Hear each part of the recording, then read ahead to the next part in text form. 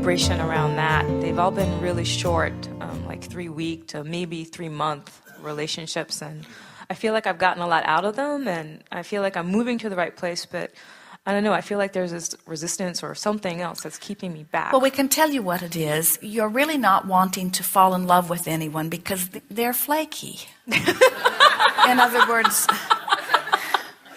what we mean by that is you can't count on others being joyful. You can really. We're reflecting in words what we can feel in your vibration. In other words, when you let yourself really care about someone, then you feel like you put yourself in a vulnerable place because you can't control the way you feel when you care about someone who does not seem to have control of their own experience. And so tell us the last relationship. How long was it? It was about 4 weeks, and it ended just a few days before Valentine's Day.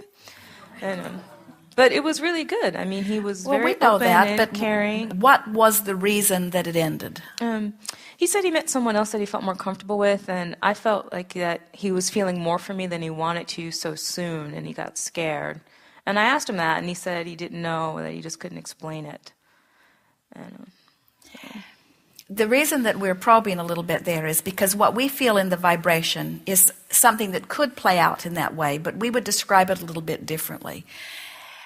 When you're really ready, when you're offering a vibrational signal that says, I know what I want and I'm ready for what I want and I'm in alignment with what I want, then the universe just delivers what you want and you say, oh yeah, this is it. And he says, oh yeah, this is it. And that's the end of the discussion. In other words, that's it. But when you're offering a vibration that says, I know what I want, but I'm afraid to let myself have what I want, or I've never been able to get what I want, or even more importantly, if I let myself really want, then I might be setting myself up for greater discomfort if something happens. So your vibration says, I want you, I don't want you. I want you, I don't want you. I want you, I don't want you. I want you, but I'm afraid of you. I want you, but I'm afraid you won't stay. That's what your vibration says. So guess who comes? Yeah. So that's why you say, I think he was feeling more than he will admit to, because a part of him was matching up with that pure part of your vibration. But that other part of him came in response to that other part of your vibration too, you see. So you got to clean up your vibration. Yeah, so how do I get to the point of doing that? Well, you hear the very poignant words that we offered earlier. The distance that you are traveling from Phoenix to San Diego, in this example, feels like I'm traveling from not having a partner to having a partner. Feels like I'm traveling from living alone to having someone to live with. But you're not. It is an emotional distance. I'm traveling from loneliness to a sense of fulfillment.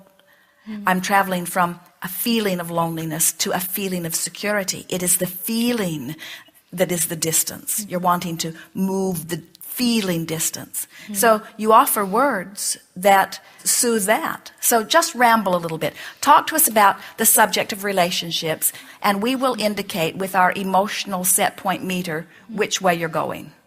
Does it feel pessimistic, hopeful, or pessimistic, impossible? Pessimistic, hopeful. Yeah, it's right there. So now you want it, you don't think it's coming. You hope it comes, you don't think it's coming. You'd like to be Pollyanna, but you've had too much experience. Exactly. So now you know where your set point is. So now your work is not to find a partner. Your work is to move the emotion. You're reaching for less pessimistic. So the words that you offer and the conversation that you offer is all about moving energy in you and changing that emotion in your solar plexus. So now just ramble and we'll all feel which way you're going. In other words, are you closing the gap between Yuma and San Diego, or are you on your way back to Phoenix? We'll be able to feel, and so will you. So just ramble the kinds of things that you usually say. Don't try to say what you think we want to hear. Just talk about relationships in the way you usually have self-dialogue or talk with someone else, and let's feel what happens. Okay. Well, after the last relationship, I was like, oh, I did it again. I was wrong. I made a mistake. All right, so now you can feel which way we're going. So put your brakes on, and when possible, make a legal U-turn. And try to say something that clearly takes you the other way. In other words, you can't make too big of a jump, but just try to be more optimistic or a little less pessimistic. Yeah, well, he was more honest than the last partners I've had. It was a more tender experience than anything I'd experienced. It was, I was the most open I'd ever been. Go slowly and think, now, what's this doing? In other words, as you talk about that, what's that doing to your emotion? Does it make you miss him? Does it make you long for him? Did those words make you feel better or worse? Made me feel worse. It did, didn't they? Yeah. So spit them out and try to find something that makes you feel a little better. Yeah. I want him to change his mind. I want him to stay. I want him to want me. I want to be wanted for me and no one else. That doesn't feel any better, does it? Mm-mm. So keep talking. I'm just tired of being angry about it. Yeah, we're on the way back to Phoenix, yes. Yeah. It's all right. Yeah. Just keep reaching. You're just reaching for some relief. That's what you're reaching for. Mm-hmm. You're not trying to explain it so much as you're just trying to find a way to give yourself some relief. It's okay to feel bad. So what if it only lasted a month? I can still be sad and angry about it. And it's okay, just to be where I am. That does feel better, doesn't it? Yeah. So sort of an acceptance somewhere. Mm-hmm. Keep talking. Yeah, and I'm frustrated that that's where I'm always going to be, that I'm not going to get to where I want to go next. All right, now let's talk about this. Where's frustration on this realm of pessimism? Better or worse? Frustration, pessimism, well, they're pretty close vibrations. Yeah, they're very close. So you didn't hurt yourself much and you didn't gain much. So ramble there and let's see if we can get any good out of this frustration. Yeah, well, I feel like I'm just stuck in this groove, that I'm just driving the car in the same rut, basically. That's what it feels like. That I'm not going forward or backwards, like I'm just starting and stopping. Well, she is taking a little more control in those statements. She doesn't feel so much like a victim. We think that those statements are feeling a little bit better, but not very much. So keep rambling. You're reaching for something that gives you a feeling of relief. Yeah, this is where I get stuck. Like, I don't know what the next thought is. Well, it's because you think that the next thought is about what to do, when really the next thought is just about soothing you. In other words, I don't have to get it all at once. There should be some joy in the journey. I'm going to love bringing myself into the position of being adored. I think I'll practice being adored before I attract someone to adore me. I think I'll practice the feeling of being adored, and I think I'll practice the feeling of adoring someone. I'm just going to practice that feeling. I'm going to look for evidence of it out there. Oh, I can tell they adore each other. Oh, they adore each other. I like that feeling. I'm going to practice that feeling of adoring each other, you see. Yes. That's really what you're wanting to do. You're a little bit afraid of adoring from past experience.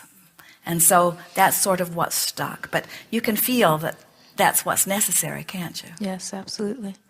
Have fun with it. Be easy about it. And in the meantime, be playful about it. In other words, the next one that comes, say, well, I want you to know that I'm looking for a life partner, but don't worry, I've already figured out you're not it. So, so let's just have fun. I'm looking for the love of my life, and you're close, but you're really not it. So don't worry. I'm not going to hook you in and make you stay. But meanwhile, want to have some fun? In other words, and then say, pardon me, but I'm looking for a perfect relationship, and you have quite a few of the qualities I'm looking for, but there are a lot missing. Do you mind if I just mine you a little bit for data for a little while? And then I'll be done with you soon enough, and we can go our separate ways. But meanwhile, I will have in other words, that's what's happening. No one wants to admit it. No one wants to admit that I'm just filling time with you while I get more and more clear about what I'm doing, but really that's what everybody is doing, you see. Yes. And so don't feel bad about it, but have fun with it. Yes, thank you. Yes, indeed.